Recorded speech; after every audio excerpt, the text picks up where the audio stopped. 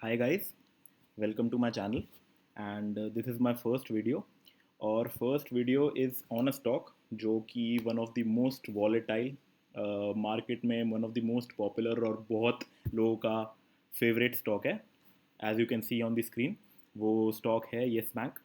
So basically हम इस video में विल नॉट डिस्कस कि इसका 2 years में प्राइस क्या होगा 3 years में प्राइस क्या होगा क्योंकि वो तो ऑब्वियसली कोई जज नहीं कर सकता. व्हाट विल डिस्कस इसको हम एनालाइज करेंगे, इसकी पीएनएल देखेंगे, बेसिक्स देखेंगे and then we'll also see कि इसमें मैनेजमेंट कमेंट्री क्या है अभी और इसमें रीसेंट न्यूज़ क्या है जो उसको अफेक्ट कर सकती है. वो सब मैं आपको बताऊंगा. बाकी इन्वेस्टिंग एंड ऑल आप अपना डिसीजन प्लीज़ खुद लेना. तो स्टार्ट करते हैं. तो first A disclaimer, I am not a SEBI registered analyst. जो भी आप अपना इन्वेस्टमेंट स्ट्रैटेजी जो भी आपकी है या आपको इसमें इन्वेस्ट करना है नहीं वो आप अपने हिसाब से लीजिए. This is only for educational purpose. So start करें अगर इसके बेसिक से. सो मार्केट कैप 33,448 करोड़ है विच इज़ वेरी लेस. जब ये अपने पीक पे होता था कुछ लाखों करोड़ों में होता था. करंट प्राइस भी 400 से आके 13.4 हो गया है. High low is 32 and 11. R minus में चल रहा है. एक टाइम पे आर भी माइनस में चल रहा था लेकिन अब चलो पॉजिटिव में आ गया है. फेस वैल्यू 2 है. Industry P and all. Profit 3 years 5 years में कुछ है ही नहीं बिकॉज अभी लॉस लॉस मेकिंग फर्म है अभी. रिटर्न ऑन एसेट्स 1.-1.44 हैं. सो एक और चीज़ जो मैनेजमेंट कमेंट्री में आई थी जो मिस्टर प्रशांत कुमार जो इसके सीईओ एंड एमडी हैं उन्होंने कहा था इनका जो टारगेट है येस बैंक का 2023 जो ईयर है वो फाइनेंशियल ईयर के एंड में दे आर एमिंग कि आर जो है इनका +1 में आ जाए. वो इनका वन ऑफ द टारगेट्स है. सो वो ट्राई कर रहे हैं अचीव करने का. अगर आप कैपिटल एडुकेसी देखें तो 19.6 है. It's good. Net interest margin is 3.4. Decent है. ग्रॉस एनपीए ये बहुत ज़्यादा है. ये एक टाइम पे 19-20 के अराउंड होता था लेकिन मिस्टर प्रशांत कुमार और जो मैनेजमेंट है वो काफ़ी नीचे ले आए हैं. Net NPA is around 4% and CASA ratio is very important, is around 26% as of now. So इसमें अगर हम पीएनएल देखें, रेवेन्यू देखें, यहाँ पे राणा कपूर वाला केस हुआ था. इस केस में तो आप देख रहे हो रेवेन्यू कैसे डाउन जाना लग गया. उसके बाद आप देखोगे मोर और लेस स्टेबल ही है. इसके बाद मिस्टर प्रशांत कुमार जो अब नए सीईओ हैं उन्होंने ज्वाइन करा और उसके बाद थोड़ा स्टेबिलिटी आपको दिखाई दी बिकॉज अभी ज़्यादा ग्रोथ पे दे कैन नॉट फोकस क्योंकि उनको उससे पहले अपनी बैलेंस शीट्स और एनपीए पूरा क्लीन करना है. उसके बाद ही वो धीरे धीरे ग्रोथ पे जा सकते हैं. अगर मैं नेट प्रॉफिट की बात करूँ तो ये देखिए यहाँ पे 629 का लॉस सितंबर 2019 क्वार्टर में. देन दिसंबर 2019 क्वार्टर में 18,000 कुछ करोड़ का नेट लॉस. ये भी नेट लॉस ही होता अगर आप देखेंगे यहाँ पे अदर इनकम है 6922 की, नहीं तो ये भी मोर और लेस नेट लॉस ही होता. यहाँ से थोड़ी चीज़ें इंप्रूव होना स्टार्ट हुई जब से मिस्टर प्रशांत कुमार ने टेक ओवर करा. 34 करोड़ आप देखोगे जून का. देन 120 करोड़. देन 148 करोड़. ये जो टाइम था, एक मैं आपको और बात याद दिलाना चाहता हूँ कि यहाँ पे इस क्वार्टर के एंड में कोरोना स्टार्ट हो गया था और उस टाइम पे उन्होंने टेक ओवर करा जब सारे बैंक्स की हालत बहुत ज़्यादा ख़राब होने लग गई थी. तब भी इन्होंने काफ़ी इंप्रूवमेंट दिखाई. 34 करोड़ का प्रॉफिट, 120 करोड़ का प्रॉफिट, 148 करोड़ का प्रॉफिट. अच्छा, तो अब जो इस क्वार्टर का जब रिजल्ट आया तो बहुत लोग बहुत खुश हो रहे थे कि चलो यार ये प्रॉफिट आ रहा है. अब अगले क्वार्टर में मेरे को लग रहा है कि येस बैंक काफ़ी ज़्यादा इंप्रूव हो गया. There is scope for growth. अब लग रहा है कि ये बैंक. लेकिन यहाँ पे जब उन्होंने देखा 3791 रुपये का नेट लॉस फिर से हो गया तो फिर से उनको एकदम स्टॉक भी टैंक कर गया और लोग भी काफ़ी घबरा गए कि ये क्या है. तो एक्चुअली इसमें प्रॉब्लम ये होती है कि लोग सिर्फ क्या करते हैं पीएनएल देखते हैं, वो एक्चुअली मैनेजमेंट कमेंट्री सुनते नहीं है. और अगर वो मैनेजमेंट कमेंट्री सुनते तो उनको पता चल जाता कि इसका रीज़न क्या है. तो मैं आपको बताता हूँ. इसका रीज़न बेसिकली जो है 3791 का लॉस होने का वो ये है कि जो सीईओ और उनकी टीम है उन्होंने बहुत ही ज़्यादा अग्रेसिव प्रोविजनिंग करी है. तो उसमें उन्होंने बताया था अपने इंटरव्यू में कि उनके पास दो चॉइसेस थी. या तो वो ये कर सकते थे कि वो थोड़ा थोड़ा प्रोविजनिंग करते रहे हर हर क्वार्टर, अभी 4-5 क्वार्टर तक, या वो इसी साल में ख़त्म करें. तो उन्होंने क्या करा, उन्होंने इसी साल में ख़त्म करने के लिए इस क्वार्टर में ही पूरी प्रोविजनिंग कर दी जिस वजह से उनको जो प्रोविजंस हैं वो नेक्स्ट क्वार्टर में ना ले जाने पड़े और अगले क्वार्टर से बहुत ज़्यादा प्रॉफिटेबल होने लग जाए बैंक. तो इस वजह से उन्होंने बहुत ज़्यादा प्रोविजनिंग कर दी है यहाँ पे. तो इस वजह से एनपीएज और उनके ना बढ़ें और प्रोविजनिंग जो है वो ज़्यादा रहे. तो इस वजह से उन्होंने काफ़ी प्रोविजनिंग करी है और ये उस लॉस का रीज़न है। ईपीएस भी अगर आप देखेंगे तो यहाँ ग्रो कर रहा था लेकिन यहाँ पे आके रुक गया। ग्रॉस एनपीए अगर हम देखें, यहाँ पे पीक पे 18.87 थे, उसका 16.8 आए, फिर बढ़े 17.3, फिर 16.9, 15.36 एंड 15.41, और नेट एनपीए भी डाउन डाउन डाउन, और उसके बाद यहाँ बढ़े। अब कई लोग बोलेंगे कि यार ये तो प्रोविजनिंग कर रहे थे तो इन दोनों में इतना डिफरेंस क्यों आ रहा है। तो मार्च वाले क्वार्टर में क्या हुआ था, सुप्रीम कोर्ट का इससे पहले ऑर्डर था कि जब कोरोना आया था तो उन्होंने बैंक्स को बोला था कि अभी आप अपने क्वार्टरली रिजल्ट्स में आप अभी अपना जो नेट एनपीए और ग्रॉस जो आपका टोटल एनपीए है वो आप अभी नहीं शो करेंगे। लेकिन मार्च वाले क्वार्टर में सुप्रीम कोर्ट ने बोला था कि अब आप जो आपके असली एनपीए हैं वो आप शो कर सकते हैं। तो आपने बहुत बैंक्स के रिजल्ट में देखा होगा, यहाँ तक कि एचडीएफसी बैंक, कोटक बैंक, जो एकदम टॉप नॉच बैंक्स हैं, उनका भी एनपीए आपको बढ़ता हुआ दिखा, बिकॉज अब उनको शो करने की वो मिल गई थी सुप्रीम कोर्ट से कि अब आप शो कर सकते हो। तो इस वजह से, लेकिन ये तब भी थोड़ा स्टेबल है। So I think the bank is on the right track. So if we'll talk about management commentary, so ये बहुत इंपॉर्टेंट है, जो बहुत लोग मिस कर देते हैं। आई थिंक ये सबसे ज़्यादा इंपॉर्टेंट है। जो भी पीएन है, जो भी बैलेंस शीट वगैरह में सब हो रहा है, वो क्यों हो रहा है आपको इससे पता चलता है कि असली में बैंक में क्या चल रहा है।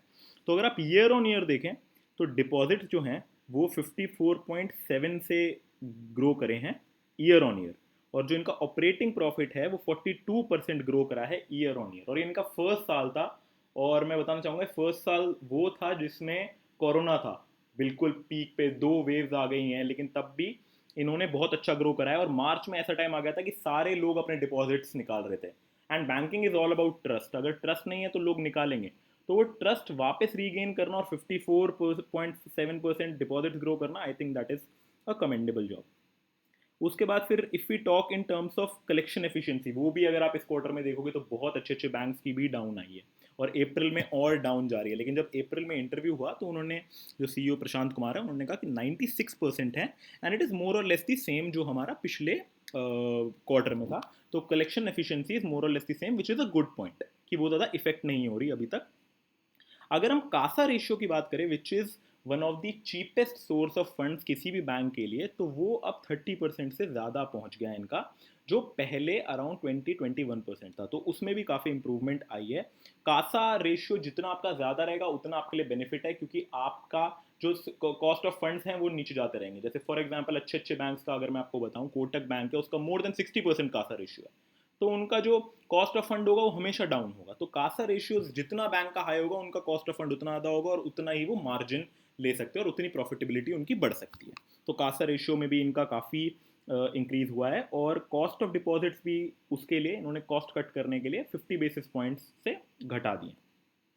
उसके बाद अगर मैं रिकवरी की बात करूं तो इस पूरे साल में जो लास्ट ईयर चला गया 31 मार्च को खत्म हुआ, उसमें 5000 करोड़ की इन्होंने रिकवरी करी है। और अगर फ्यूचर का पूछा जाए तो प्रशांत जी ने बोला कि कम से कम 5000 करोड़ रुपए की कैश रिकवरी तो वो करेंगे ही इस साल, which is a very important point. जो उनका एनपीए जो है वो और नीचे ले आएगा, जो कि वैसे ही नीचे जाने के ट्रेंड में, वो और नीचे ले आएगा। अगर मैं रिटेल लोन ग्रोथ की बात करूं तो वो भी 23% ग्रो हुआ है।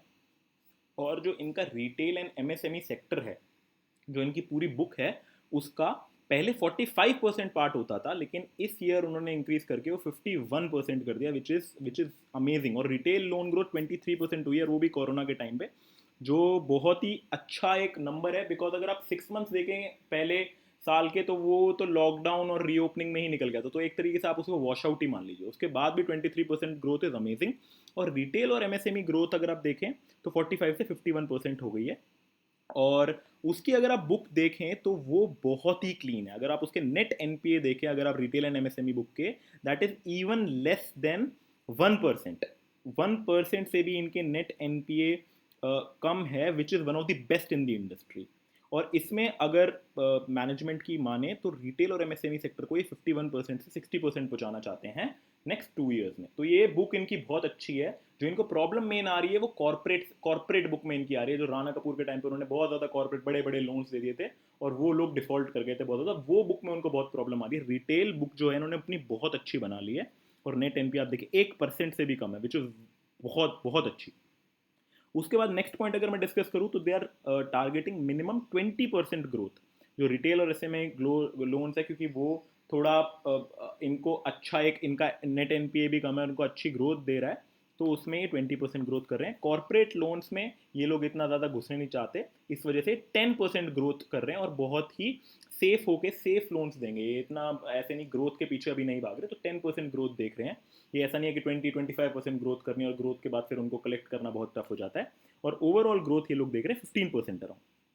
अगर मैं कैपिटल एडिक्वेसी रेशियो की बात करूँ तो 17.5 थी, विच इज़ क्वाइट गुड, जो कि एक अच्छी कैपिटल एडिक्वेसी रेशियो है। और मिस्टर प्रशांत कुमार ने कहा है कि अगर हमारे को फ्यूचर में अगर 15% से भी ज़्यादा ग्रोथ का दिखता है कि हाँ अपॉर्चुनिटीज़ हैं, तब उनको कुछ पैसा बाहर से उठाने की ज़रूरत पड़ेगी। अगर अगर 15% या उससे अंडर रहती है तो फिर उनको अभी पैसा और नहीं चाहिए, उनके पास एडिक्वेट कैपिटल है। बट अगर 15% से भी उनको अच्छे ग्रोथ के प्रोस्पेक्टिव दिखते हैं तो वो लोग ऑब्वियसली पैसा उठाएंगे बाहर से। और तो एक लोगों को बहुत ज़्यादा डाउट होता है कि यार ये बैंक कुछ कर नहीं पा रहा, कुछ ये एक्वायर ना हो जाए, मर्ज ना हो जाए, तो वो भी उन्होंने बिल्कुल इंटरव्यू में कह दिया कि there are no chances of being acquired or merge, they are doing quite well, they are on the path of recovery. तो बहुत ही अच्छा परफॉर्मेंस चल रहा है बैंक का, तो ऐसा भी कुछ भी नहीं है। और जैसे मैंने आपको स्टार्टिंग में बताया था कि जो भी इनका माइनस में चल रहा है आरओए, वो they are aiming for 1% at 2023। और मिस्टर प्रशांत ने ये भी बोला कि जो वो ट्रैक था पूरा, उसी हम ट्रैक पे चल रहे हैं और वही अचीव हम करके रहेंगे 1% जो है। तो ये हो गई मैनेजमेंट कमेंट्री। तो अगर मैं रीसेंट न्यूज़ की बात करूं तो वो भी मैं आपको बताता हूँ, क्योंकि वो भी बहुत ज़्यादा ऑर्गेनाइजेशन को इफेक्ट करता है। तो अगर आपका भी कोई पॉजिटिव आउटलुक या नेगेटिव आउटलुक हो, मैं आपको लेटेस्ट न्यूज़ बताता हूँ। तो सबसे फर्स्ट न्यूज़ है वो बेसिकली Q4 रिजल्ट्स के बाद आई थी, क्योंकि लोग कई कई इन्वेस्टर्स को लगा कि ये बहुत ही अच्छा वो है नहीं। तो एक्सिस बैंक और बे ट्री इंडिया होल्डिंग्स जो हैं उन्होंने अपने स्टेक ट्रिम कर दिए थे येस बैंक में से जब Q4 का रिजल्ट आया। सो फर्स्ट ये है, ये अच्छे खासे इन्वेस्टर थे और उन्होंने अपना स्टेक जो है ट्रिम कर लिया।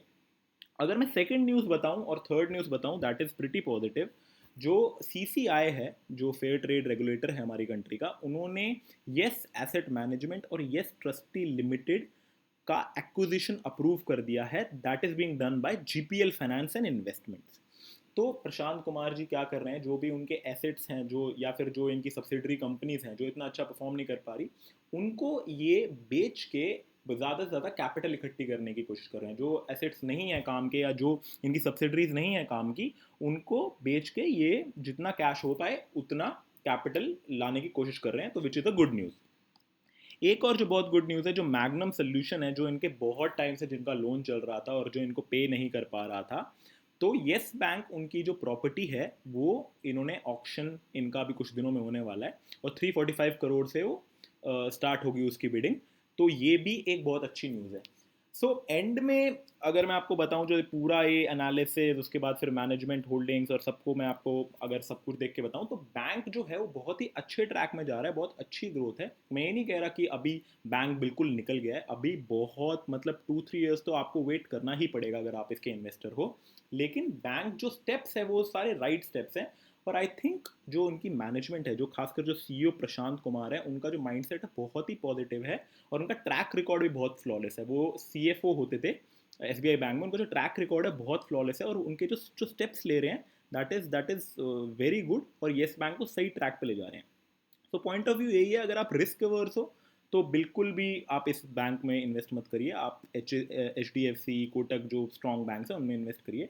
बट अगर आप थोड़ा रिस्क ले सकते हो और अगर आप 2-3 साल मिनिमम वेट कर सकते हो, तो I think you can go for this stock. मतलब बाकी आप थोड़ा अपने फाइनेंशियल एडवाइज़र वगैरह को प्लीज़ रीच आउट कीजिए और उनके बाद ही, बात करने के बाद ही प्लीज़ कुछ भी डिसीजन लीजिएगा। Thank you so much guys, I hope आपको ये वीडियो अच्छा लगा होगा। मेरा फर्स्ट वीडियो था ये येस बैंक एनालिसिस का। If you like the video please like button दबाइए। अगर आप चाहते हैं कि हम कोई और स्टॉक एनालाइज करें, आपके कुछ भी अगर कमेंट्स हैं, आपको कैसी लगी वीडियो, प्लीज़ कमेंट सेक्शन में डालिए और सब्सक्राइब करिए चैनल को। We'll get motivated to make more and more videos for you. Thank you very much.